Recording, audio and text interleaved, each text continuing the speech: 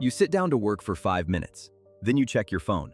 One notification becomes 20 minutes. Another video becomes another hour. By the end of the day, you did almost nothing. You're not lazy, you're trapped. Picture this. You wake up, you feel motivated. Today is going to be different. You sit at your desk, you open your laptop, you're ready. And then, your phone buzzes. Just one notification. You'll check it for a second. One tap leads to another. You open a video, then another. Then you're scrolling. Before you know it, you're watching something you don't even care about. The clock jumps forward. Morning becomes afternoon, afternoon becomes evening. And the work you promised yourself you'd do? Still sitting there, untouched.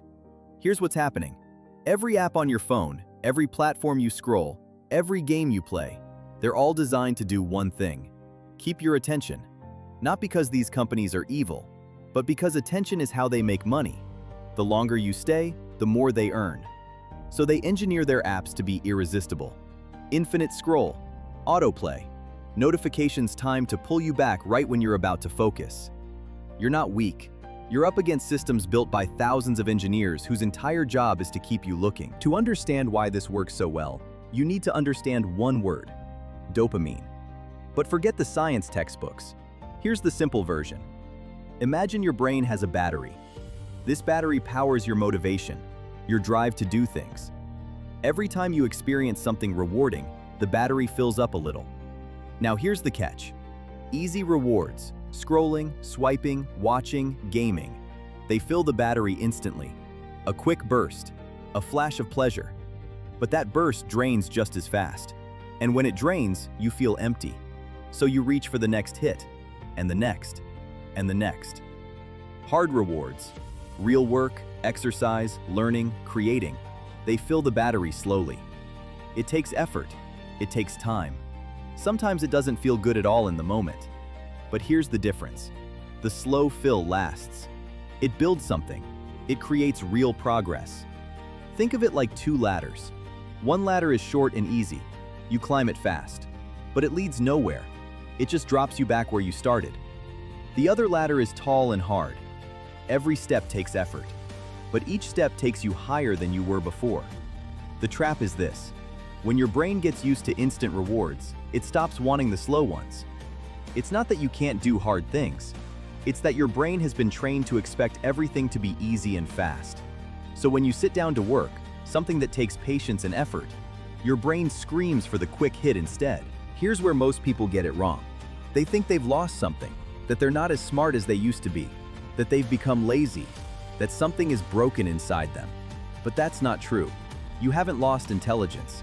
You haven't lost potential. You haven't lost anything. You've simply trained your brain to expect constant stimulation. And here's the good news about that. If your brain can be trained one way, it can be trained another way. The same mechanism that pulled you into the trap, repetition, reward, habit, that's the exact same mechanism that will pull you out. You don't need willpower. You don't need motivation. You don't need to become a different person. You need to make small changes and repeat them. Let's talk about 3. Habit 1. Keep your phone in another room while you work. Not on your desk, not in your pocket, not face down next to your laptop. In another room. Here's why. Every time your phone is visible, part of your brain is working to resist picking it up. That effort drains you. It makes focus harder. When the phone is in another room, that resistance disappears. You stop fighting yourself. Before, you sit down to work, but your phone is right there. You check it 40 times in an hour without even realizing. After, you sit down to work. Your phone is in the kitchen. You work for an hour without interruption, and it feels easy. Habit 2. The 5-minute rule. When you need to do something hard, don't commit to doing it for an hour. Don't even commit to finishing it. Commit to 5 minutes. That's it. Start for just 5 minutes. If you want to stop after that, you can. Here's what happens. Starting is the hardest part. Once you're in motion, momentum takes over. Most of the time, you'll keep going. Your brain resists the idea of an hour of work. But 5 minutes? That feels safe. That feels doable. Before, you stare at a task for days, avoiding it, dreading it, feeling guilty about not doing it. After, You sit down and start for 5 minutes. 20 minutes later, you're still going. The task wasn't as hard as the starting. Habit 3. Reward yourself only after completing important work. Not before, not during, after. This one is simple but powerful. Your brain learns. Effort comes first, reward comes second. When you reward yourself before working, by scrolling, by watching, by playing, you fill the battery with cheap dopamine. And then there's no drive left to do the hard thing. But when you flip the order, something changes. The work becomes the price. The reward becomes the prize. Before, you reward yourself first to get in the mood. Then you never get to the work. After, you do 30 minutes of real work. Then you enjoy your reward, guilt-free, earned, and satisfying in a way that scrolling never is. These 3 habits aren't complicated. They're not revolutionary. You already understand them.